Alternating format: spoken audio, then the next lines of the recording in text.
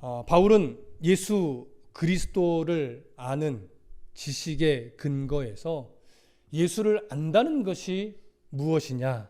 예수를 안다는 것은 단순하게 지식적으로 아는 것이 아니라 인격적으로 알아가는 것이라고 했습니다. 그렇기 때문에 그리스도를 안다는 것은 늘 그리스도의 마음을 이해하는 것이고 그리스도를 삶 속에서 체험하는 것이며 일상 속에서 아주 친밀하게 예수 그리스도와 교제가 이루어지는 것을 의미했습니다. 바울도 그러한 삶을 살아내고 있었고 계속하여 그러한 삶을 살기 원한다고 고백했었죠.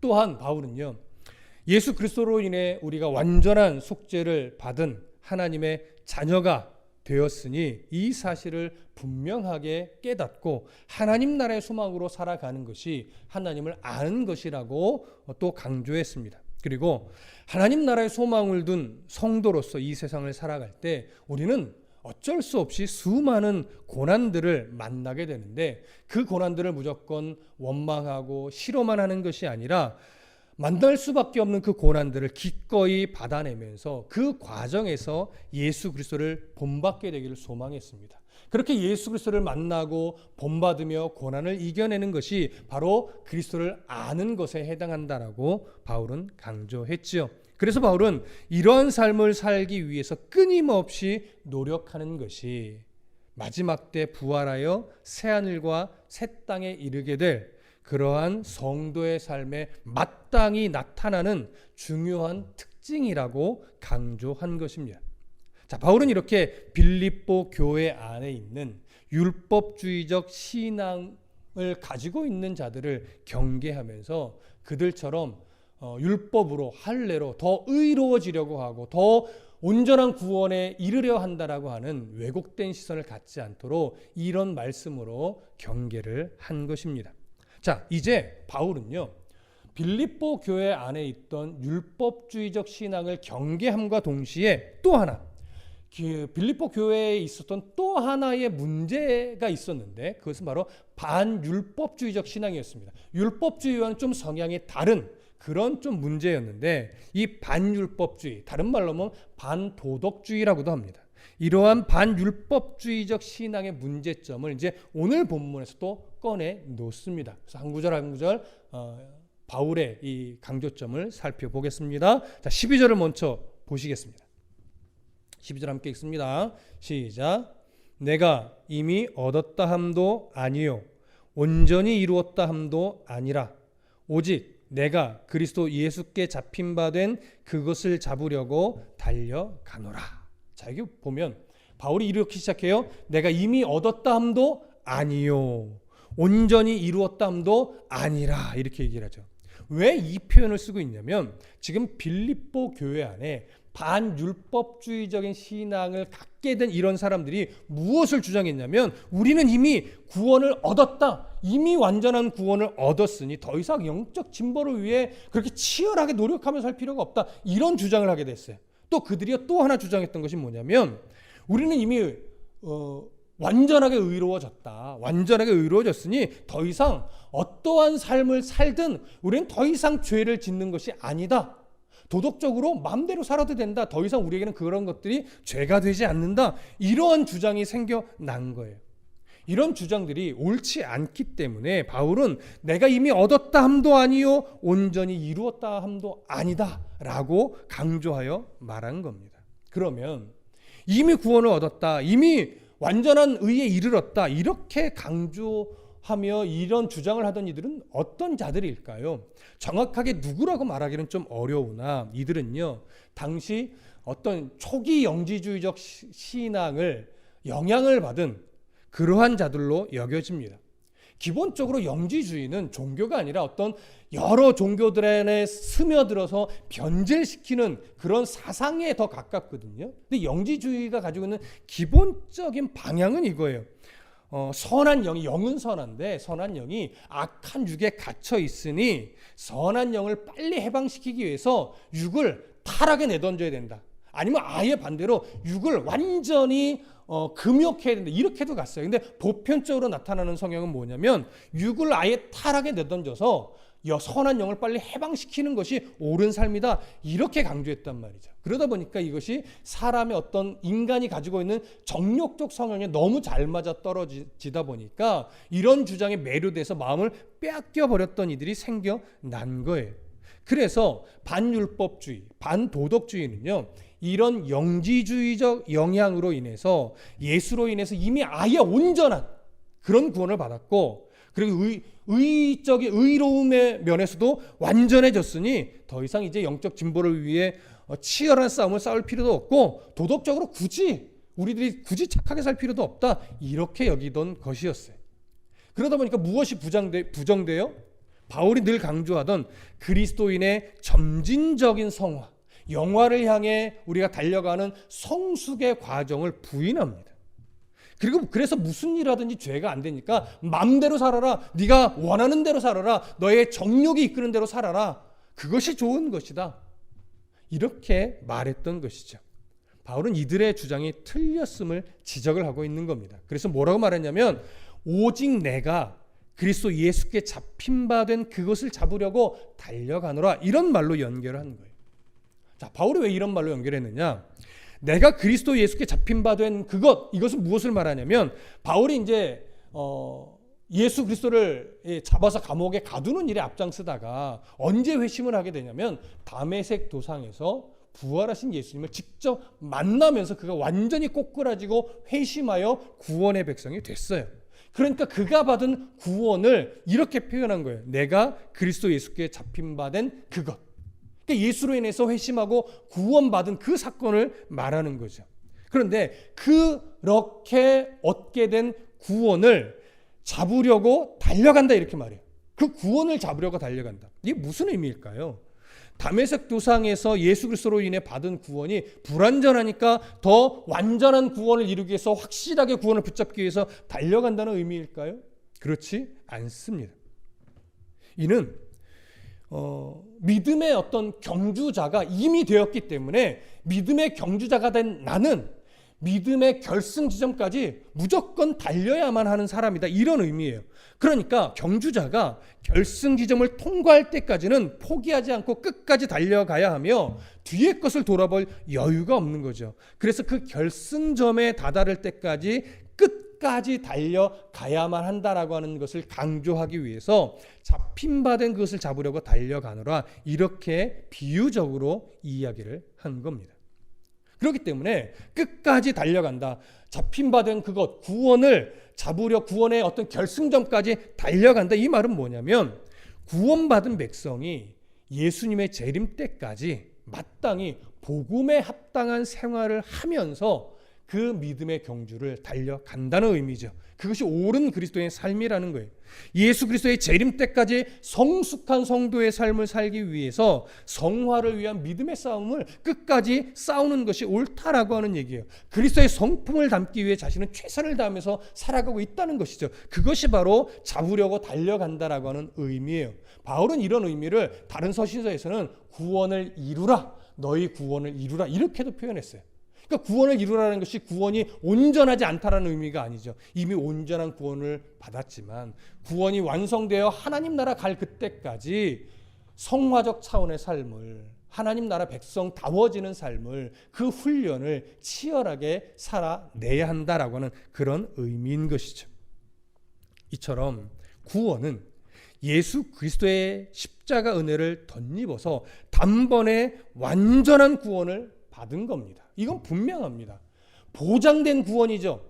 구원이 취소될 수 있는 가능성의 여지가 아예 없는 보장된 구원이 맞아요. 그러나 보장된 구원을 받은 우리가요, 아직은 그 구원받은 자다운 삶의 성숙함이 부족해요. 그래서 하나님께서는 이 땅에 살아가는 동안 우리가 예수 그리스도의 성품을 닮아가도록 성화의 과정을 남겨두신 겁니다. 그러니 보장된 구원을 받은 성도들은 마땅히 예수 그리스도의 재림 때까지 구원받은 하나님의 자녀의 신분에 합당한 자로 훈련되기 위해 이 믿음의 경주 과정을 거치게 되는 겁니다. 이 훈련의 과정을 바울은 경주로 이렇게 비유하여 설명한 거죠. 따라서 회심이라는 것, 구원이라고 하는 것은요, 믿음의 종착 지점이 아니라 믿음의 경주를 시작하는 출발점에 우리가 선 것과 똑같은 거예요. 이걸 아셔야 돼요. 그런데 이것을 모르고 마치 구원받은 이 자체가 구원의 종착지에 놓여진 것처럼 착각한 것이 바로 반율법주의적 신앙의 말하자면 잘못된 부분이었던 것이죠. 이해되시죠? 자, 이제 다시 본문으로 돌아가셔서 바울이 이제 이런 안타까움을 계속 이어갑니다. 13절과 14절을 함께 읽겠습니다. 시작. 형제들아, 나는 아직 내가 잡은 줄로 여기지 아니하고 오직 한 일, 즉 뒤에 있는 것은 잊어버리고 앞에 있는 것을 잡으려고 표대를 향하여 그리스도 예수 안에서 하나님이 위에서 부르신 부름의 상을 위하여 달려가노라. 자, 이제 바울은 자신이 예수 그리스도의 재림 때까지 어떻게 달려갈 것인지를 설명하는데 이 시작 부분을 이렇게 해요. 형제들아. 이 형제들아에 해당하는 자들이 누구일까요? 당연히 빌립보 교회 성도들이죠. 그러나 빌립보 교회의 성도들 중에 바울의 사상을 따라가는 이런 자들만 해당하는 것이 아니라 바울이 지금 안타깝게 여기고 있는 율법주의적 신앙을 가지고 있는 그리스도인들, 그리고 또 방금 언급했듯이 반율법주의적 신앙을 가지고 있는 그리스도인들까지도 포함하여 그들을 향하여 다 형제들아 이렇게 부른 겁니다. 왜냐하면 아직 그들을 바울은 버리지 않았고 아직 그들을 하나님도 버리지 않았기 때문에 그렇습니다. 분명히 그들의 잘못된 왜곡된 시선이 바뀔 것이기 때문에 바울은 포기하지 않고 그들 모두를 향하여 형제들아 이렇게 부른 겁니다. 자, 그래서 그 빌립보 교회의 모든 성도들에게 이제 무엇을 말하냐면 나는 아직 내가 잡은 줄로 여기지 아니했다라고 말을 해요. 자, 잡은 줄로 여기지 않았다. 이것은 무엇입니까? 앞에서도 지금 또 언급했듯이 구원이 자신이 받은 구원이 불완전하다는 의미가 아니에요. 또한 자신이 받은 구원이 어떤 행위에 의해서 취소될 수도 있다는 의미가 아니에요. 완전한 구원을 받았으니 함부로 살아도 된다 이런 의미가 아니에요. 다시 정리하면 보장된 구원이 바라보고 있는 방향점이 있어요. 최종점. 그 보장된 구원이 바라보고 있는 때가 언제냐면 바로 마지막 때, 예수 그리스도의 재림 때, 우리가 새하늘과 새 땅으로 들어가는 그때, 그 보장된 구원이 바라보는 그 구원이 완성된 그때가 아직 이르지 않았다라고 하는 것이죠. 그렇기 때문에 그때가 이르기까지 내가 믿음의 경주를 달려가야 한다는 의미로 나는 아직 내가 잡은 줄로 여기지 않는다 이런 의미죠. 아직 안 오셨다는 거예요. 주님이 오실 때까지 달려가야 한다는 거죠. 그래서 이런 차원의 의미를 담아서 바울이 형제들아 나는 아직 내가 잡은 줄로 여기지 아니하고 라는 표현을 사용한 것이고 이어서 뭐라고 말하냐면 오직 한 일, 즉 뒤에 있는 것은 잊어버리고 앞에 있는 것을 잡으려고 표대를 향하여 그리스도 예수 안에서 하나님이 위에서 부르신 부름의 상을 위하여 달려간다 이렇게 강조한 겁니다. 자, 그러면 오직 한 일은 뭘 말할까요? 오직 한 일. 부연 설명하죠. 즉 뒤에 있는 것은 잊어버리고 앞에 있는 것은 잡으려고 포대를 향하여 달려가는 것을 말해요. 그러면 뒤에 있는 것은 뭘까요? 뒤에 있는 것. 바울이 지금까지 인생 여정 중에 뒤에 있는 것을 말해요. 다시 정리하면 그 뒤에 있는 것은 뭐냐면 바울이 예수를 믿기 전에 가지고 있던 외적 자랑거리를 말해요. 뭐 혈통이라든가 뭐 자신의 바리새인의 신분이라든가 뭐 언어적인 면이라든가 로마 시민권자라든가 뭐 이런 자신의 외적 자랑거리들을 말해요. 또 하나 바울이 이제 그런 자신의 위치를 가지고 하나님을 더 기쁘시게 한답시고 그리스도인들을 잡아 감옥에 가두려고 치열하게 다녔던 이런 잘못된 열심 이런 것들을 또 말합니다. 그 외적 자랑거리와 왜곡된 열심들을 의미하는데 이런 내용들은 어떤 흔적이냐면 바울에게 있어서는 아주 부끄러운 흔적들이에요. 이것이 바로 뒤에 있는 것이에요. 뒤에 있는 것. 근데 또 하나가 있어요. 바울이 예수 그리스도를 믿은 이후에 이제 복음을 위해서 아주 열심히 있는 이방인 성교를 위해서 열심히 있는 삶을 살아냈거든요. 근데 이러한 지난 날에 열심히 있는 믿음의 흔적들도 포함해요.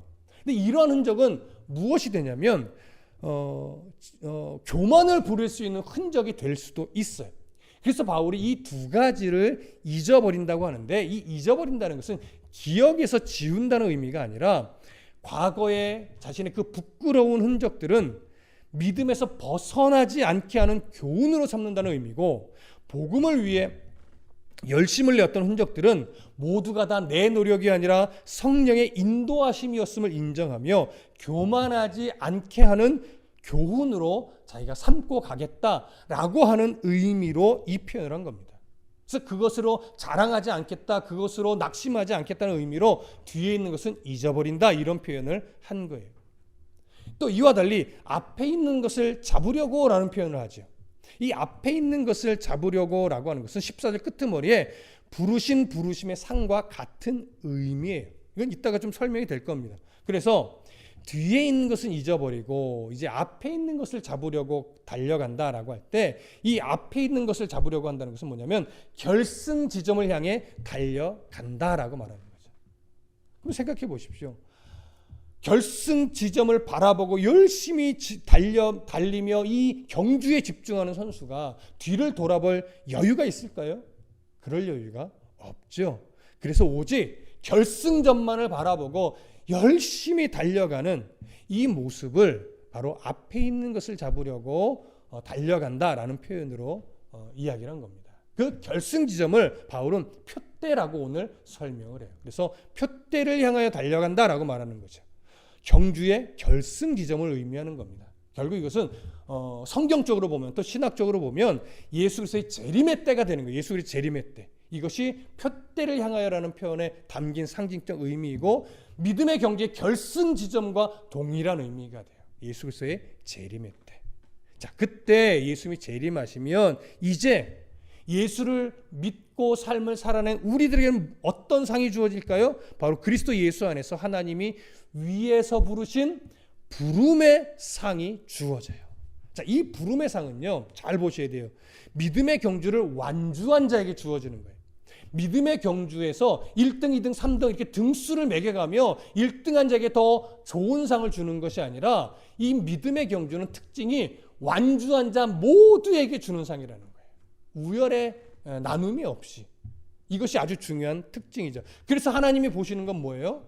믿음의 경주를 1등하느냐가 아니라 믿음의 경주를 달려갈 때 얼마나 하나님을 바라보며 바른 믿음의 흔적을 내 삶에 나타내며 그렇게 경주를 해왔는가, 그런 삶을 살아왔는가, 이걸 하나님이 보시는 거죠. 자, 고대 경기장에서요, 이런 경주가 끝나면 항상 매 경기마다 수상자의 이름을 부르면서 시상을 하게 되는데, 당시에는 수상자의 이름과 함께 그의 부친의 이름, 그리고 그의 나라의 이름을 부르게 돼요. 대부분 다 국제적인 경기였기 때문에 이 상을 받는 이들의 이름과 부친의 이름과 나라의 이름을 부르게 되거든요. 그래서 이름이 호명되면 높은 단상으로 올라가서 받는 선물이 이게 월계관. 여러분, 성경에서 또 당시 고대 근동에서 경주자가 완주하고 승리해 받는 이 월계관은요, 화관이에요. 화관, 꽃으로 만든 거. 그래서 물질적인 가치는 없어요. 다만 영광스러운 명예의 가치가 아주 커다란 거죠. 그래서 영광의 가치를 받게 됩니다. 마찬가지로 예수님의 재림의 때가 되면 이제 믿음의 경주가 끝이 나게 되는데, 역사 속의 모든 이들이 부활하여 이제 심판을 기다립니다. 예수 그리스도를 믿지 않고 죽은 자들은 이제 예수님의 심판대 앞에 서서 멸망의 심판을 받게 될 겁니다. 그래서 멸망의 대상자로 그의 이름이 불려지게 되겠죠. 그러나 그리스도 안에서 믿음의 경주를 완주한 자에게는 의의 심판을 위해서 영광스럽게 그의 이름이 불려질 거예요. 아마도 제가 좀 재미있게 생각해 보니까 천국의 시민이며 예수 그리스도에 속한 하나님의 자녀, 이태희 이런 식으로 불려지지 않을까, 이런 생각을 개인적으로 해보게 됩니다. 자, 이렇게 이름이 불려지면 그 다음에는 뭐가 남아요? 바로 영광스러운 면류관을 머리에 쓰는 것처럼 우리는 주님과 함께 예비하신 새하늘과 새 땅에 입성하는 거예요. 이것이 바로 구원의 완성이에요. 보장된 구원이 이제 이렇게 완성되는 거죠. 그렇기 때문에 이렇게 보장된 구원의 완성에 이르기까지 그리스도인들은 하나님을 신뢰하며 믿음의 경주를 완주할 때까지 그리스도 안에 머물면서 믿음의 선한 싸움을 끝까지 싸워가야 하는 겁니다. 그러기 위해서 우리가 하나님을 바르게 하는, 새롭게들 알아가는 지혜, 지식이 필요한 거죠. 그러니 예배함이 없이 어떻게 믿음의 경주를 잘 달릴 수 있겠습니까?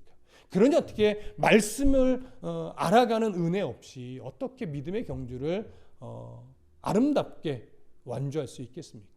그러니 이 믿음의 경주를 완주함에 있어서 기도 없이 그것이 어찌 가능하겠습니까?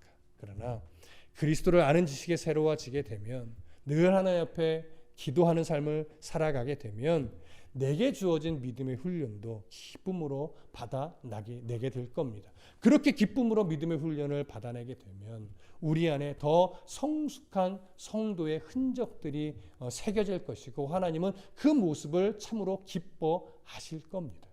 우리도 그러한 흔적들을 많이 삶에 가져서 우리 하나님을 기쁘시게 그렇게 하십시다. 다시 본문으로 돌아가셔서 이제 15절과 16절을 읽겠습니다. 15절과 16절 시작. 그러므로 누구든지 우리 온전히 이룬 자들은 이렇게 생각할지니, 만일 어떤 일에 너희가 달리 생각하면 하나님이 이것도 너희에게 나타내시리라. 오직 우리가 어디까지 이르렀든지 그대로 행할 것이라. 자, 이제 바울이 아주 중요한 말을 해요. 빌립보 성도들에게 결론적인 권면하는데 이렇게 시작하죠. 그러므로 누구든지 우리 온전히 이룬 자들은, 이렇게 말해요. 여러분, 여기서 말하는 여기서 말하는 누구든지 우리 온전히 이룬 자들, 여러분 누구를 의미할까요? 바울을 포함한 빌립보 교회의 모든 성도들을 의미합니다. 아까도 얘기했지만 바울의 사상을 그대로 따라가고 있는 성도도 의미하고, 율법주의적 신앙을 갖고 있는 성도도 의미되고, 반율법주의적 신앙을 가지고 있는 그러한 성도들도 의미합니다. 그 모든 자들을 통틀어서 뭐라고 부르냐면 온전히 이룬 자들이다라고 표현을 해요. 그리스도인들이 온전한 성숙을 이미 다 이루었다라고 하는 의미가 아니라, 이런 시선을 가지고 있던 반율법주의자들, 또 다른 시선을 가지고 있던 율법주의적 신앙들, 그런 자들의 오류를 지적하기 위해서 지금 반어법적으로 표현을 한 거예요. 바울이 강조하는 것은 뭐냐면, 율법주의적 신앙이 말하는, 또 반율법주의적 신앙이 말하는 그 내용이 우리를 온전하게 하는 것이 아니라, 예수 그리스도의 구속의 은혜, 대속의 은혜를 덧입은 성도들이 이미 온전히 이룬 자들과 같다라고 하는 것을 의미하는 거예요. 그래서 온전히 이루었다라고 하는 것은 아무것도 하지 않아도 된다는 의미가 아니라, 바로 온전히 이룬 자들이니 그 온전히 이루어짐에 합당한 삶의 성화적 훈련을 받아내야 한다라고 하는 것이죠. 그래서 바울이 이렇게 말해요. 우리 온전히 이룬 자들은 이제 이렇게 생각해야 된다. 그러면 어떻게 생각해야 된다는 거냐? 만일 어떤 일에 너희가 달리 생각하면 하나님이 이것도 너희에게 나타내시리라, 이렇게 말해요. 자, 이 말을 다시 쉽게 풀어드릴게요. 만일 어떤 일에 너희가 달리 생각하면, 이것은 무슨 말이냐면, 바울이 복음의 중심을 열심히 가르치고 성경을 가르쳤는데 이것을 왜곡하여 율법주의적 시선을 갖게 되기도 했고, 어떤 사람은 반율법주의적 시선을 가지게도 됐단 말이에요. 그래서 각기 다른 생각을 가지게도 됐지만, 그런 생각들은 모두 하나님께서 다 올바른 시선으로 언젠가는 섭리하고 간섭하여 바꿔 주실 거라는 거예요. 그래서 이 표현을 조금 수정해 보면 이렇게 돼요. 우리가 모두 예수 그리스도께서 흘리신 보혈의 은혜를 덧입어 구원의 백성이 된 자들이니 이제 이렇게 생각해야 된다. 그래서 어떻게 생각해야 되느냐?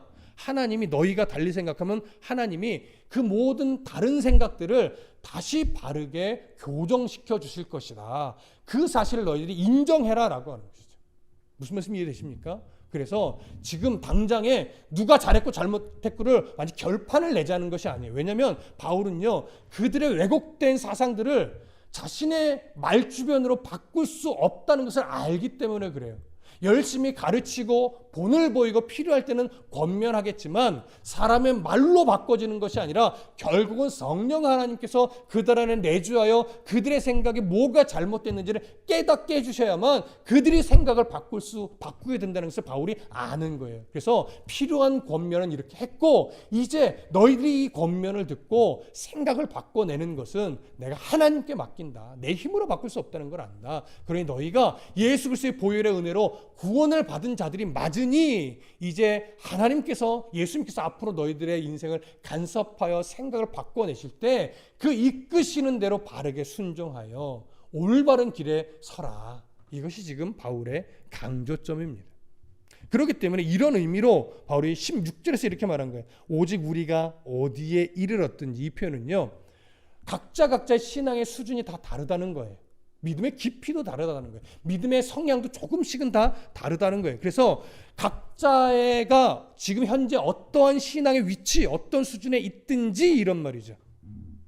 자, 그래서 어떤 수준에 있든지 그대로 행할 것이라. 여기 그대로 행한다는 것은 어떤 의미일까요? 바로 하나님께서, 성령께서 우리들의 마음에 역사하셔서 우리들의 생각을 바꿔주고 교정시켜 주실 때, 아, 이것이 성령의 마음이구나 라고 내가 느껴진다면 주저하지 말고 그 성령의 이끄심에 순종하여 우리의 왜곡되고 잘못된 생각들을 바꾸라는 거예요. 여러분, 이건 너무나 중요한 거예요.